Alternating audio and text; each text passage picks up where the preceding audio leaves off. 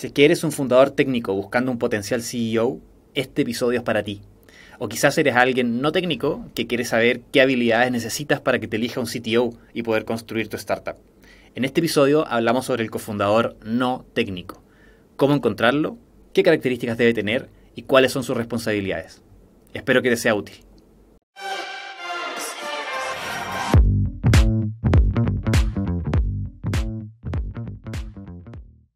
Roger, ¿qué es un cofundador no técnico? Bueno, la manera en la que definiría esto es básicamente con la definición del cofundador técnico o el inverso, ¿no? Es decir, la persona que no es un o una cofundadora técnica es el cofundador no técnico. Es una definición un poco extraña, pero básicamente si no tienes la capacidad técnica de desarrollar software, desarrollar técnicamente el producto, todas las otras responsabilidades que son importantes en una startup en etapa temprana recaen en este otro miembro del equipo. Y eso normalmente, ¿qué implica? Pues puede llegar a ser vender, hablar con usuarios, diseñar, puede también ser levantar capital, muchas otras funciones que se asocian normalmente con lo que se conoce como CEO.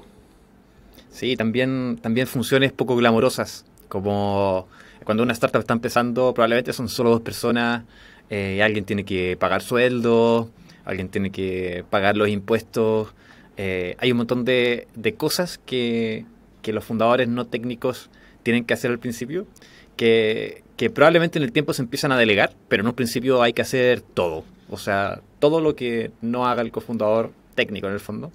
Y cuando estábamos hablando antes del episodio, nos costó llegar a esta definición de qué es un cofundador no técnico. Y la única forma que se nos ocurrió es a través del negativo del cofundador técnico, el opuesto.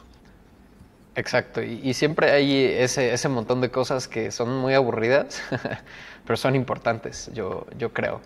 Y de hecho, creo que es como una división medio cómoda, porque muchas veces un cofundador técnico no le gusta hacer estas cosas y bueno, a veces los no técnicos o sin capacidad técnica tal vez viene siendo su trabajo de todos los días desde hace tiempo.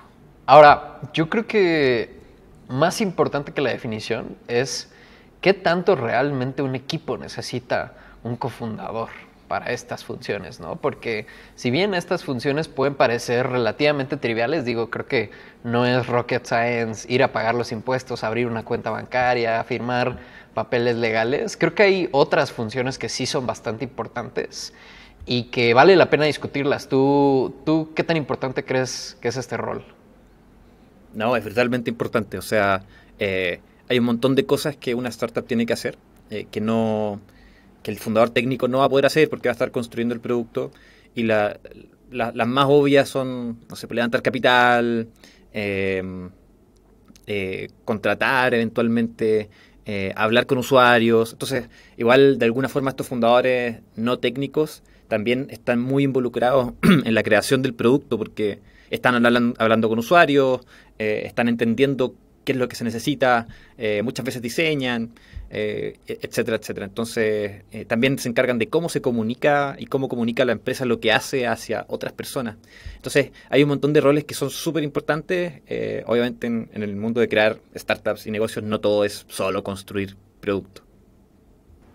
Y creo que también algo que vale mucho la pena mencionar es que vale la pena un cofundador, no solo por esos aspectos, digamos, utilitarios, sino también en general la diversidad de perspectivas de una persona técnica y tal vez una persona con otro background, de otra experiencia, al discutir ideas, al generar más ideas, brainstorm, ese tipo de cuestiones, creo que es bastante importante.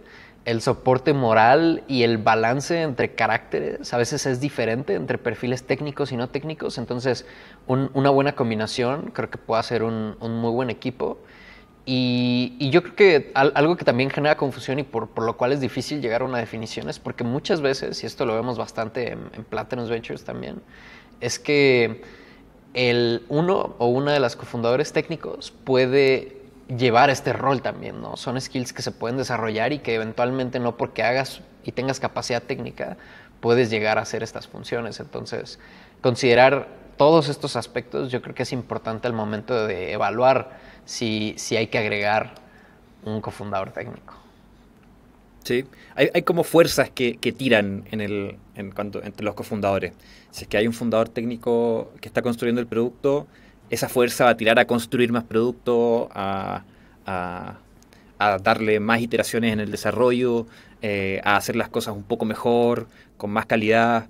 Mientras que los otros lados, que pueden hacer los otros cofundadores, como por ejemplo un cofundador encargado de vender, es súper importante porque va equilibrando esa balanza entre construir y vender, o construir y otras cosas. Entonces, es súper importante que esas fuerzas estén balanceadas para que no se escape mucho para uno o para otro lado.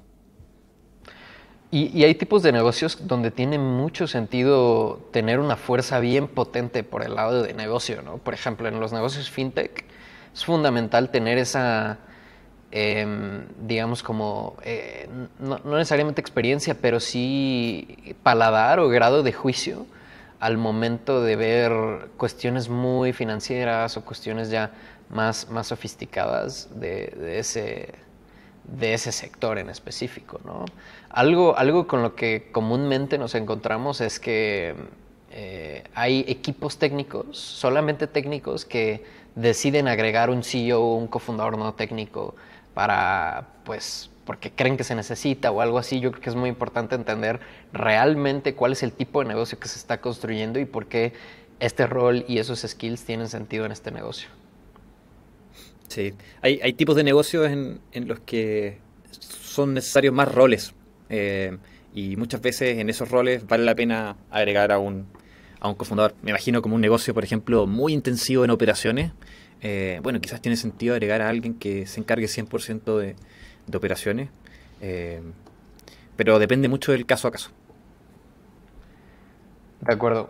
Ahora, quizás podemos pasar a qué hace este cofundador ya en lo específico, ¿no? ¿Cuáles son las responsabilidades primarias que se les podrían atribuir en un arquetipo típico de un equipo? Y técnicamente, si es que así se decide, debería ser como tal el rol del CEO, ¿no? Entonces, yo creo que partimos por decir que en una startup hay responsabilidades claras y deben de ser divididas de manera muy concreta para que todo funcione, ¿no? Lo que creo que nadie quiere es fundadores que están trabajando en lo mismo siempre, sino que se complementan de tal manera que se pueden dividir las responsabilidades. Y esas responsabilidades hay algunas que importan más dependiendo de la etapa, ¿no? Por ejemplo, producto, por ejemplo, hablar con usuarios, por ejemplo, vender, etc. Pero tú, por ejemplo, ¿cuáles dirías, Andrés, que son? Hay algunas responsabilidades que son bien importantes, como, bueno, construir producto, que es la del cofundador técnico. Hablar con usuarios es otra muy importante, que muchas veces está asociada al CEO, pero no necesariamente. También está la responsabilidad de vender, o sea, de efectivamente generar ingresos. Obviamente es muy, muy importante. Y otra que también es súper importante que esté centralizada en una persona, es el cargo y la responsabilidad de que haya dinero en la cuenta para cumplir con los planes de la empresa. Y eso usualmente, en la mayoría de los casos, es responsabilidad del CEO. Por ejemplo, yo creo que otra de las cosas que diría es, por ejemplo, como tal, el hecho de conservar dinero, más allá de solamente que haya dinero, es importante, ¿no? Es decir, que disciplinadamente se esté manejando el dinero en la empresa, que se tenga un buen controlado. Ese tipo de cuestiones que hablamos, por ejemplo, de planeación financiera, son responsabilidad enteramente de un CEO, ¿no? Y otra de las cosas que diría que vale mucho la pena mencionar, y que esto yo lo viví, por ejemplo, fue como el rol del enfoque. Muchas veces, no sé, los equipos técnicos se pueden ir por las ramas de, si no están tan en contacto con los usuarios, de cuáles son las prioridades más importantes. Y muchas veces un cofundador no técnico puede permitir que todo el equipo esté alineado y enfocado en la meta principal en esta etapa, ¿no? O en esta fase de la startup, que es idealmente llegar a product market fit en esta etapa. Y luego ya las responsabilidades van cambiando con base a alcanzaste product market fit, va escalando la empresa, pero yo creo que ese enfoque y ayudar a que todos los cofundadores y el equipo esté alineado es un rol fundamental de un CEO. Sí, al final el CEO es muy responsable de poner la dirección hacia dónde hay que ir y alinear al equipo para que la gente efectivamente vaya en esa dirección y no apunte hacia otro lado. En el fondo permite a los equipos entender por qué estamos haciendo lo que estamos haciendo y llegar con nuevas iniciativas para llegar más rápido a esa meta. Entonces es súper, súper importante ese rol. Eventualmente también es importante que el rol del CEO es levantar plata, o sea, levantar capital. De acuerdo. Creo que también esto, por ejemplo, nosotros lo vivimos muy, muy cómicamente porque creo que eso fue una de las cosas que nosotros fuimos demasiado obsesivos y creo que hasta mis socios y cofundadores estaban hartos de mí en algún punto que insistiera tanto que teníamos que enfocarnos en Product Market Fit. Al final creo que dio buenos resultados eso, pero sí a veces implica mucha presión que ejercer, como que todos estén alineados y dirigidos hacia esa meta. Y creo que con eso podemos hablar un poco de cuántos cofundadores no técnicos necesita una startup. ¿Cuáles tú dirías que son el número ideal, Andrés? Sí, depende mucho del tipo de startup. Lo importante es que los skills más importantes necesarios para llegar a Product Market Fit estén en el equipo fundador. Y usualmente el equipo típico, digamos, para un producto de software es 2 fundadores, un CEO y un CTO. Eso es como lo clásico. Pero hay otros fundadores que son necesarios en otro tipo de negocio, como por ejemplo un negocio que es súper intenso en operaciones. Probablemente el equipo típico incluye 3 personas, el CEO, CTO y la persona encargada de operaciones, el COO. O si es una empresa de biotecnología, obviamente ahí se necesita a una persona que pueda construir la parte de biotecnología, que en este caso yo creo que aplicaría como fundador técnico, en el fondo la persona capaz de construir el producto.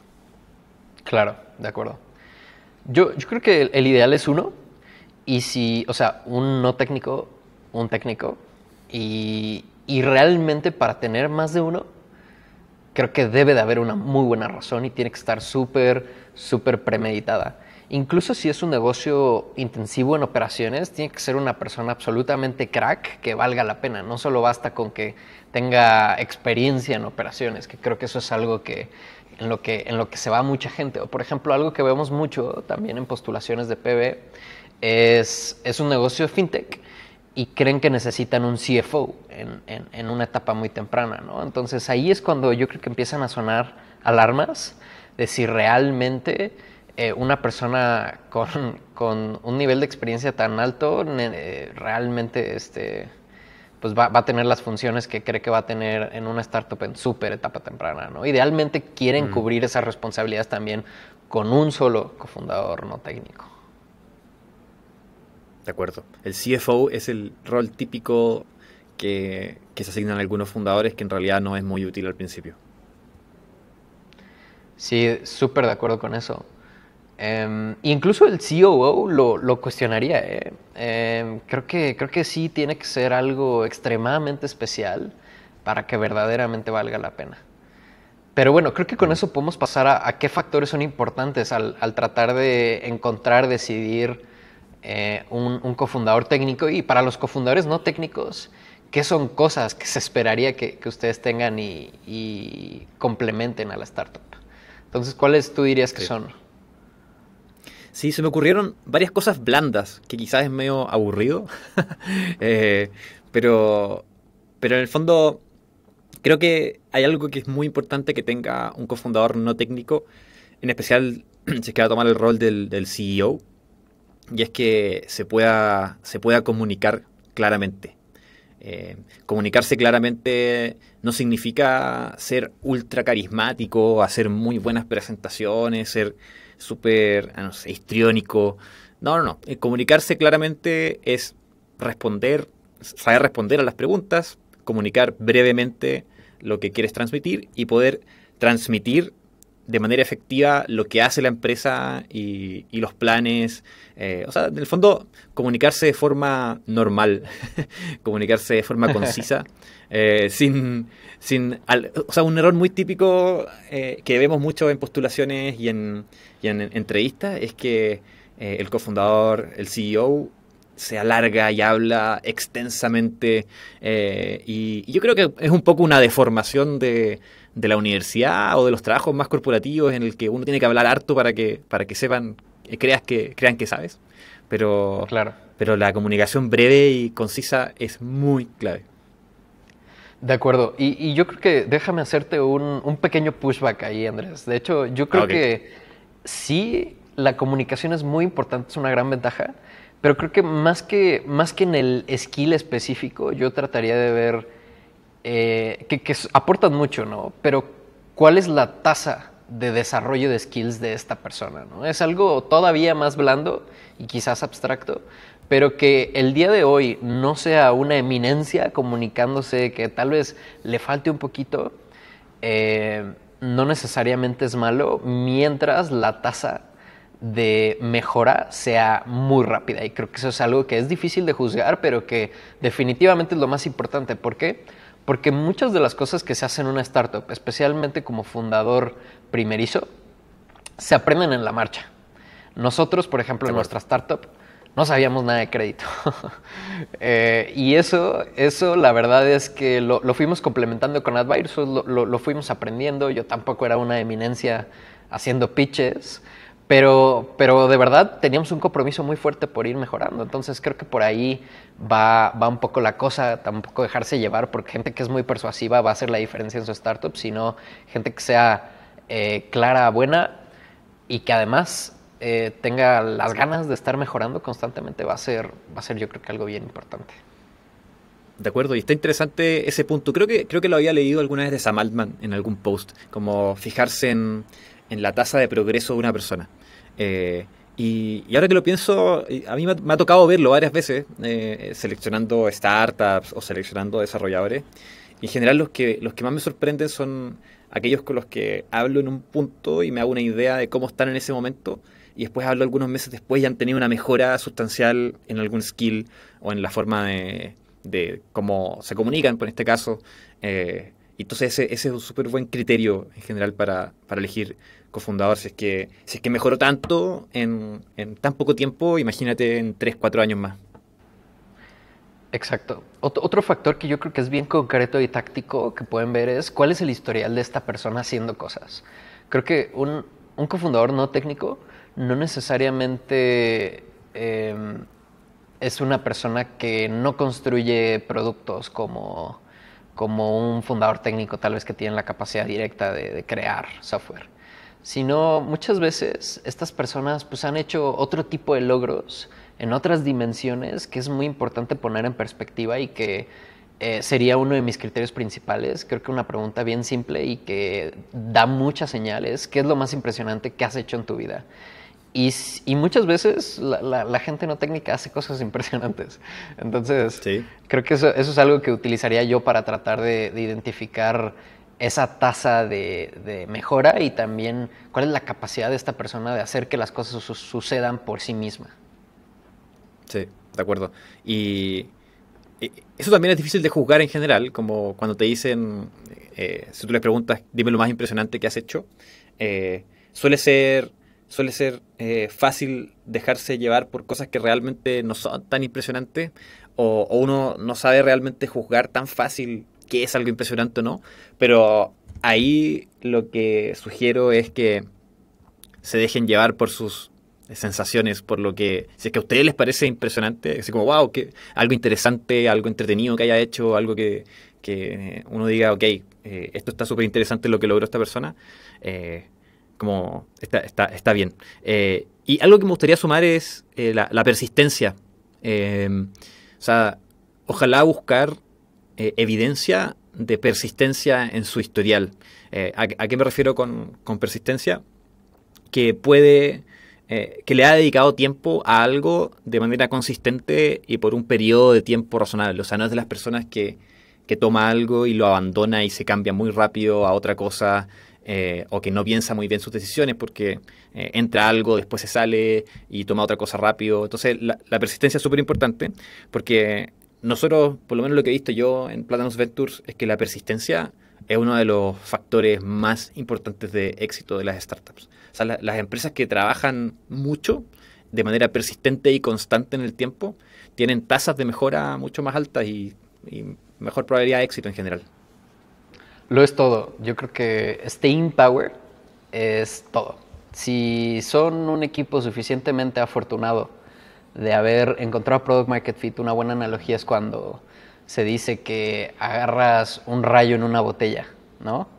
Lo siguiente más difícil de agarrar un rayo en una botella es mantenerlo ahí. Y mantenerlo ahí es gracias a la persistencia. Porque ya tienes Product Market Fit, ya es simplemente una lucha contigo mismo, con el equipo para escalar y hacerlo funcionar, ¿no?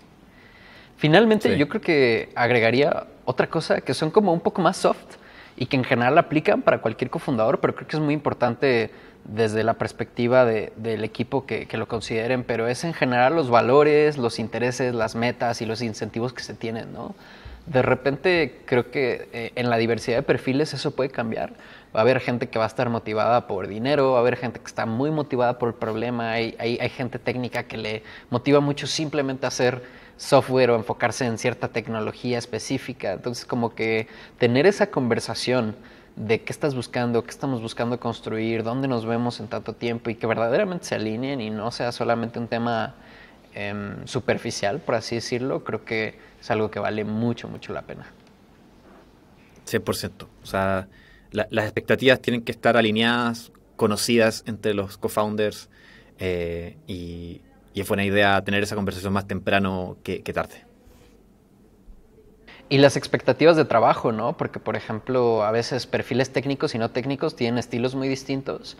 Va a haber gente que se siente más cómoda trabajando remotamente en periodos Claro. muy intensos de tiempo y con descansos prolongados. Entonces, tener esa conversación para estar seguros de que están sincronizados, por lo menos en cómo se va a llevar a cabo y que estamos cómodos con eso, va a mejorar mucho la experiencia de trabajar juntos. De acuerdo. Me gustaría sumar una última Último, característica pues. importante de un cofundador no técnico. Y es que hay evidencia de que la persona sea hands-on, o sea, de que efectivamente haga cosas, porque suele ser que hay gente que se ha desarrollado en el mundo corporativo, por ejemplo, que llega a puestos muy altos y en el fondo su trabajo ahí ya es muy distinto a lo que vendría a ser en una startup.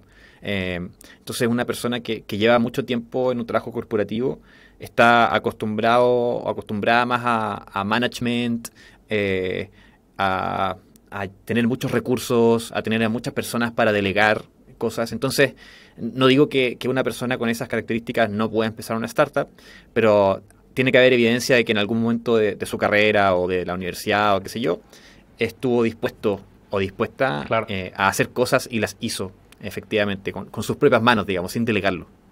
Claro, ¿qué punto tan importante? Porque en la primera etapa de una startup no existe la delegación. Esa es, o no debería de existir, por lo menos. Tienes que estar tan cerca de los detalles, tanto operativos como con los usuarios, que muchas veces el instinto de personas con estos perfiles que están acostumbrados a ambientes más estructurados, su primer instinto es llegar a contratar un ejército de personas a que hagan el trabajo que esta persona debería estar haciendo. Entonces, si conocen algún cofundador que tenga este plan, creo que sería un signo de alarma de De si acuerdo. tiene intenciones de hacer eso. Bueno, el siguiente tema que vamos a conversar es cómo encuentro un fundador no técnico. Eh, y, y usualmente es algo poco común. O sea, no es que sea poco común, pero es mucho más común el problema de tener que encontrar un cofundador técnico que encontrar el cofundador no técnico. Los fundadores técnicos suelen ser más escasos. Eh, las ofertas de trabajo son mayores, son por más dinero, está lleno, la gente se los pelea muchas veces a los fundadores técnicos. Entonces, usualmente encontrar un cofundador técnico suele ser más difícil que encontrar un cofundador no técnico, pero igual de todas formas hay que elegir bien. Entonces, Roger, ¿cuáles crees que son algunos tips y hitos importantes para elegir un cofundador no técnico y encontrarlo? Claro. Creo que justo como dices, yo creo que lo primero que me preguntaría es, ¿vale la pena seguir trabajando o no vale la pena seguir trabajando sin un cofundador o cofundadora, ¿no? ¿A qué me refiero? Si estamos en el caso de que tú eres una persona técnica que es capaz de desarrollar el producto, ¿qué te detiene de progresar en tu startup realmente? Los skills que requieres en esta etapa, dos esenciales y todos los demás un poco secundarios, a veces también importantes, pero un poco secundarios. Los dos que requieres es construir producto y hablar con usuarios. Eso es lo más básico y esencial, ¿no? Entonces me preguntaría fuertemente qué estás buscando en esa persona y con eso trataría de ver si vale la pena progresar un poco antes de buscar cofundador. Y la otra cosa que creo que vale mucho la pena es que quieres que cuando sumes a un cofundador esté tan invertida como tú en la idea. O sea, como que también es bueno que involucres a esta persona potencialmente para hacer este crafting de la idea y del concepto que se está pensando, porque quieres que sea de ambos, ¿no? No nada más de uno y que llegó y se la dio y ahora lo hacen juntos. Entonces, Sí. ese es como un preámbulo que diría, y digamos que ahora sí ya a lo concreto de encontrar, se parece mucho al encontrar cofundador técnico. Creo que hay que buscar en dos lugares clave. En el contexto educativo, aun si ya llevas mucho tiempo desde que no estás formalmente tomando clases o en la universidad o lo que sea, yo creo que vale la pena reconectar y ver quiénes conoces que estaban en ese momento que podrían llegar a ser. Y segundo, es trabajos anteriores. Y creo que ambos son muy buenos porque ambos te dan la oportunidad de conocer gente de cerca con buenas referencias y además tener evidencia de qué han hecho antes, en qué han trabajado y qué han logrado antes. Y si tú lo pudiste vivir directamente con ellos, es lo mejor que puedes hacer y por lo que deberías de empezar al momento de estar buscando un cofundador técnico que complemente los skills que no tienes. Sí. O sea, entender cómo trabaja la persona es súper, súper, súper importante. Ojalá hayan trabajado juntos y tengas una buena impresión de cómo sería trabajar con esa persona otra vez, entienda su estilo. Y eso se consigue en trabajos de la universidad o en el trabajo ya más laboral mismo. Eh, y un warning o algo que podría llegar a ser un error es y buscar a un amigo con el que no hayas trabajado antes y, y que creas que tiene los skills o las habilidades necesarias, pero nunca realmente han trabajado juntos. Y, y suele ser un poco peligroso si es que no han trabajado juntos porque puede que no funcione y puede verse dañada la amistad también. Entonces en la vida como que hay varios pilares, ¿cierto? Uno de esos es el trabajo, otro las amistades, otro la familia. Eh, y muchas veces mezclar esos pilares suele ser complejo porque si se cae uno, se cae, no solo se cae uno, se caen varios. Entonces, sí, buscar amigos yo creo que es buena idea siempre que sepan que trabajan bien juntos. Ya tienen evidencia de eso.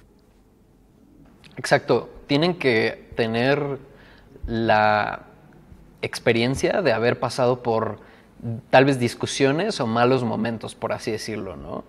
Porque eso es lo que va a suceder en una startup. Va a haber problemas de performance, van a suceder situaciones inesperadas. Es una experiencia bastante intensa que eventualmente va a poner a prueba esa amistad y para no perderla creo que vale la pena tener ese filtro inicial. La forma en la que yo lo pensaría también es en este orden de prioridad, ¿no? Primero, personas con las que hayas trabajado en la universidad o en un trabajo o muy de cerca, ¿no? O sea, que hayan estado en proyectos juntos, tal vez no directamente, pero sí en el mismo equipo, ¿no? Por así decirlo. Segundo, gente que conozcas que pueda dar muy buenas referencias de esa persona. Es decir, tal vez tú no trabajaste directamente con esa persona, pero conoces a alguien muy bien, que es muy buena, que sí trabajó directamente con esa persona. Esa es como la segunda prioridad. Y la tercera es todo lo demás, que típicamente no es lo conveniente, ¿no? Que son Sí. eventos, LinkedIn, cosas de ese estilo que la verdad yo no recomiendo para nada y que debería de ser la ultimísima opción que utilicen para encontrar un cofundador. Sí, sí. Una buena estrategia que he escuchado de varios fundadores es relacionado a tu punto 2, a tu segunda prioridad, es si es que conoces a alguien que confías demasiado en su criterio, que es una persona espectacular y tú le preguntas que le pides que te dé alguna recomendación de alguien que pueda ser tu cofundador, es un camino interesante. O sea, recomendaciones de gente muy buena suelen recomendar a personas muy buenas también. Eh, Ahí obviamente siempre está el riesgo de que la persona puede ser muy buena, pero puede no calzar en modos de trabajar, en expectativas. Eh, entonces definitivamente lo mejor es que hayan trabajado juntos o estudiado juntos. Y si es que no se te ocurre a nadie, realmente nadie que pueda ser tu cofundador no técnico en tu startup de inmediato, una buena idea puede ser ir a trabajar a una startup donde el tamaño del equipo no sea tan grande y hayan personas que sean no técnicas también. O sea, hay startups que son solo desarrolladores al principio y el CEO y el CTO. Yo creo que fue una idea entrar a una startup donde puedas conocer a más gente que podría llegar a estar interesada en emprender y gente que podría llegar a ser buena. De acuerdo. Y muchas veces tiene que ver con la industria, ¿no? Vale la pena que si en vez de agregar un cofundador random, trabajar un año, por lo menos, incluso más, si es posible, en la industria en la que quieres estar, vale mucho la pena ese tiempo. Creo que no es tiempo desperdiciado y creo que se puede usar muy, muy bien. Ahora, Andrés, Sí. ya que sucedió todo esto, ¿cómo juzgarías si está funcionando o no la relación de cofundadores? Sí, es un tema muy complejo, pero yo creo que lo más importante es la sensación de tranquilidad y confianza que tienes en la otra persona. Si es que sientes que le puedes delegar el trabajo y te quedas tranquilo o tranquila de que esa persona lo va a hacer de manera espectacular y va a salir bien y si hay algún error lo va a arreglar o si pasa algo malo lo va a solucionar. Como que esa sensación de tranquilidad, de confianza que la otra persona se puede hacer cargo de las cosas sin una guía y sin que uno esté muy encima, es súper, súper importante y yo creo que es una de las cosas más difíciles de encontrar. Esas personas en las que uno confía ciegamente. Entonces, después de trabajar un tiempo, es bueno preguntarse eso, oye, ¿le podría delegar algo a esta persona y dejarla más o menos libre de que haga lo que quiera y hacerlo bien? Ese Claro. sería como mi criterio más subjetivo. Eventualmente esta persona va a tener el final yes en muchas cosas, ¿no? Entonces creo que es fundamental que haya una confianza absoluta y como alguna vez me han dicho algunos fundadores, admiración incluso por esta persona para que sabes que no solo va a hacer bien su trabajo, sino que vas a decir, wow, ¿no? O sea, vas a quedar impresionado, Sí. idealmente el trabajo que hicieron. Y yo agregaría una más que creo que es importante, que es cómo han lidiado con las malas noticias y los malos momentos que les han sucedido a la startup. Quizás se pusieron un periodo de prueba de unos 3 meses. Yo creo que en 3 meses es muy probable que le pase algo malo a la startup, si realmente están trabajando de manera intensa. ¿Cómo han lidiado juntos con esas malas situaciones? Si crees que es una dinámica sana, que se puede extender y prolongar, yo diría que es un muy buen indicador de que la decisión va a funcionar, digo, la relación va a funcionar a largo plazo. Sí. Sí, hay gente que con los problemas se frustra muy rápido y se paraliza o que con los problemas abandona. Y en general esas son personas que no tienen quizás un buen perfil para ser un fundador de startup porque las startups están llenas de problemas y siempre, siempre van a haber cosas difíciles y hay que saber sobreponerse. Sí, eso es lo fundamental. Yo he escuchado historias de startups donde los momentos malos había fundadores que se terminaban gritando, casi peleando, o sea, como creo que claramente si llega a ese punto en el que lidian así con el estrés y con una intensidad muy fuerte, tal vez no vaya a ser la relación ideal, ¿no? Creo que buscar una manera donde los estilos se acoplen va a Claro. ser lo mejor. Bueno, y al final puede pasar que quizás esos dos fundadores tienen estilos parecidos de gritarse y después ponerse en la buena. Y si eso funciona, bueno, está bien también. Usualmente no, es difícil, pero es difícil que se pongan en la buena después de peleas tan fuertes. Pero quién sabe, a veces Quizás hay gente que Sí. la acomoda en ese estilo. Bueno, creo que con eso estamos por hoy día. Así que espero que les haya sido útil el episodio y nos vemos la próxima semana en un siguiente episodio de Tech Founder News. Gracias, Roger.